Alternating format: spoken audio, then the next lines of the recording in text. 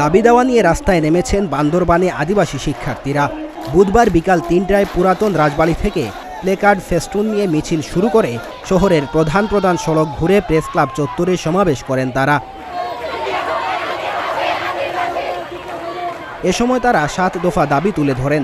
এগুলো হলো পার্বত্য চুক্তি পূর্ণ বাস্তবায়ন, পাহাড়িদের বেদখল ভূমি ফিরিয়ে দেওয়া, আদিবাসী হিসেবে সাংবিধানিক স্বীকৃতি, গ্রেফতারকৃত নিরীহ বম, নারী, শিশু ও পার্বত্য চট্টগ্রামে রাজবন্দীদের অবিলম্বে মুক্তি, পাহাড়িদের প্রথাগত ভূমি অধিকার নিশ্চিত, পার্বত্য চট্টগ্রাম রেগুলেশন ১৯০০ আইন বিরুদ্ধে ষড়যন্ত্র বন্ধ, গ্রাফিতি আঁকার স্বাধীনতা ও পর্যটনের নামে পাহাড়িদের ভূমি বেদখল বন্ধ করার দাবি জানায়।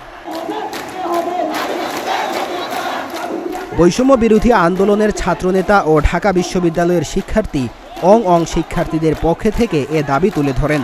এছাড়া বক্তব্য রাখেন জন ত্রিপুরা, সাচিংনু মার্মা, মংচসই মার্মা ও জেমস বম। আমি কে, তুমি কে? আমি কে, তুমি কে? এটা হচ্ছে আমাদের পরিচয়। আমরা পার্বত্য অঞ্চলের যত সব জাতিসত্তা বসবাস আছি, আমাদের একটাই পরিচয় হচ্ছে আমরা আদিবাসী।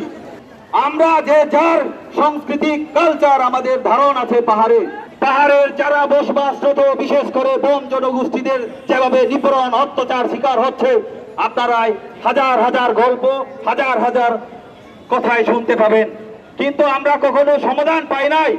আজকে এই ছাত্র জনতার বিক্ষোভ মিছিলের আমি প্রশাসনের কাছেও আমাদের নিরহ বোন জাতিগোষ্ঠী নিপরাত মা ও বোন ভাইদের নিঃস্বার্থে মুক্তি দাবি জানায়।